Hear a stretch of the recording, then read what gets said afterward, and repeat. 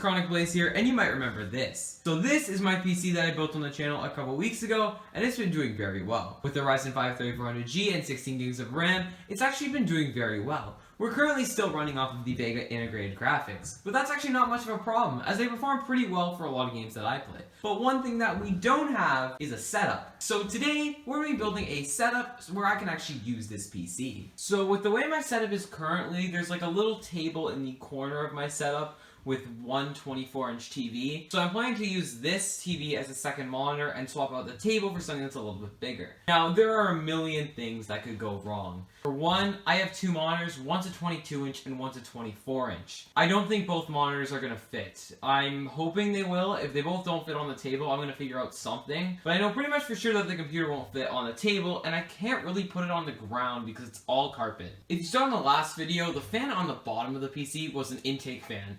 So I don't really want to have an intake fan on carpet, as I feel that that's probably not a good idea. I don't really want to have the PC on carpet in the first place. So as we go, we're going to be seeing what we can do to make this setup better and how we can actually make this setup, because I'm not sure if any of this is going to work. So we got the table in here, which was a little bit of a struggle because it didn't fit through the door.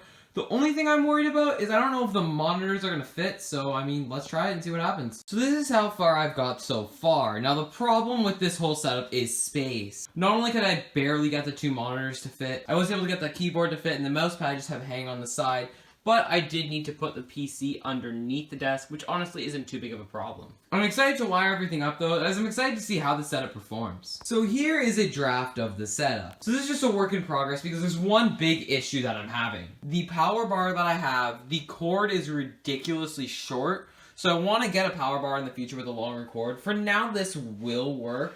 Now we have the PC under here, but if everything works out well, this PC is going to be pushing a signal to both of the monitors.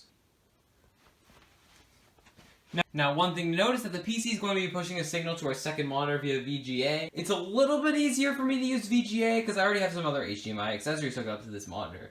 This technically is a 24-inch TV, but it does actually support VGA, which is definitely nice. We have a signal to the monitor, and our USB peripherals are getting power, which we will go into in a minute. So our next step is to hook up the second monitor, which shouldn't be too much of an issue. I'm hoping we can get a signal across, because we are using VGA, so let's see how this goes. So here is the setup. Now this is all a work in progress because there's still some things that I have to do, but let's just start with the PC. So I've talked about this PC a lot recently, but it's actually incredibly solid. Not only is this build overall a pretty solid budget build, but this is definitely not going to be the last time you're going to see this PC on the channel. Moving on to our main display, we're using the Samsung ThinkMaster VX2240. Now, this is actually a really solid monitor. I've used it in a couple videos now, and I actually really like it. Not only is it full 1080p, but it's pretty good for a 22-inch monitor, and it can pull a full 60 Hz refresh rate. That's not bad. Now, I know most monitors are 60 Hz, but for me, that's really all I need, as I don't know how high this computer would even go in the first place. However, we also have a second monitor. So this is a Samsung 24-inch TV. So I'm not sure how old this TV is, I just know it's actually a little bit older. Now, the reason why I know that is because this is only pushing a 1360 by 768 resolution.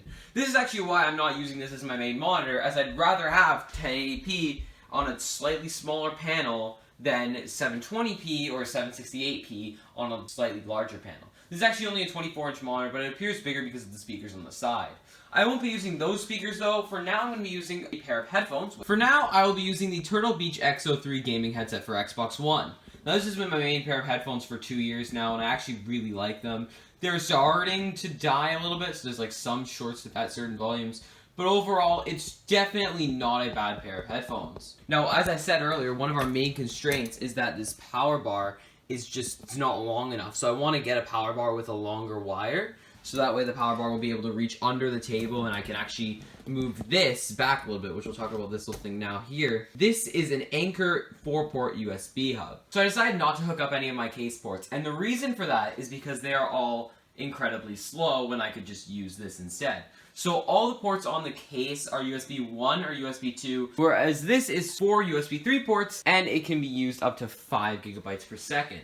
So this actually allows me to have 5 ports on the front because the keyboard also has a port on the side of it. Now that's only USB 2. So if I want to hook up a controller, Just a matter of plugging it in and then plugging the wire into my controller. And as you can see, there's a light on the hub that shows that the controller is connected, and it all actually works pretty seamlessly. I'm probably going to be using it more for accessories where they don't really need a lot of bandwidth, so a good controller is a good example, USB drive that I can copy some files, just little things like that. On the note of the controller, I'm using my custom Xbox One S Design Lab controller. I got it like 3 years ago now, and this controller is incredibly solid. This has definitely been my main controller. There are some issues, so the headphone jack is broken on it. There's some cracks in the controller.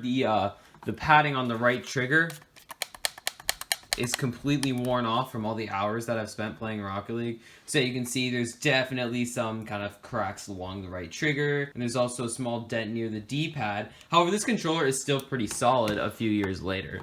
It's just basically all the things that have happened on it, besides the headphone jack, are pretty much just wear and tear. Not bad for a controller. I gotta say, this is probably my favorite controller ever. And I'm excited for the Xbox Series X controller just to see how they can improve it. So for the keyboard, I'm using the Razer Black Widow Stealth 2013. This is actually a really solid keyboard. I've featured it in a couple videos now, and I really like it. Not only is it definitely the loudest keyboard I've ever heard in my life, but it's incredibly solid. It's got a tactile response, nice clicky keys, you know, everything about this keyboard just makes it something that I definitely knew I wanted to include in my setup, even before I knew I was even building the PC.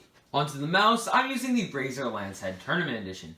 This is actually an incredibly solid mouse, and especially paired with the Razer Synapse 3, this is amazing, but I'm using it for one main reason, and that's the tracking. The tracking on this mouse. For example, I have here the Logitech G700S. And while this is also a very solid mouse, especially considering it's wireless, I feel like the tracking on the Razer mouse is just a little bit better. Now this is all, of course, pretty nitpicky stuff, but I have to say I like the Razer mouse a lot better. Not only does it have the really great chroma lighting, but I feel like the button layout's also a bit better. I never did get Logitech software, so that could be why. Even though there's some very minor issues with the two right side buttons, I talked about those in my last video, for the most part, this thing's actually pretty good. And not only is it an ambidextrous mouse, which just basically makes it fit for anybody, but this mouse actually just performs so well. Honestly, there's nothing more I can say about this mouse other than that it's incredibly good.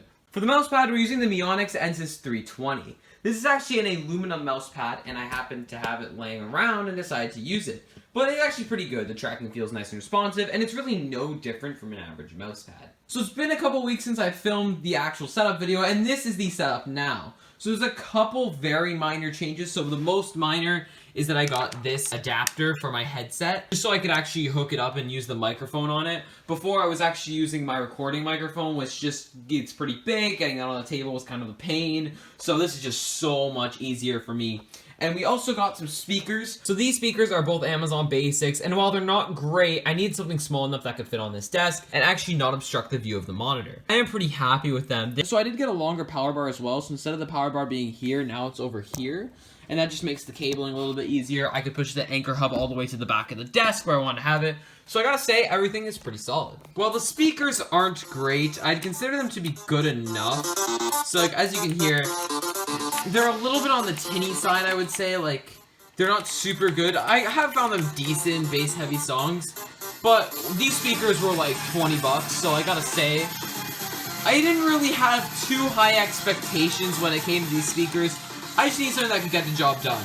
Most of the time, I'll be wearing a pair of headphones anyways, so it's not really the end of the world. I just mainly need this for streaming. And that's something that this setup's incredibly good for. I've actually recently been doing a lot of streams with this setup, and it's performed very well. Being able to have my game on this monitor and then chat on this monitor is just so much more helpful than having it all crammed onto one monitor. It works surprisingly well for Xbox streams as well. Overall, I have to say, I'm very, very happy with this setup. So what do you think of my gaming setup? Please be sure to let me know in the comments below, and if you enjoyed this video, please be sure to leave it a like, subscribe, and turn on notifications so you never miss one of my videos. That's gonna wrap this video, so thank you all so much for watching, and I will see you in my next video.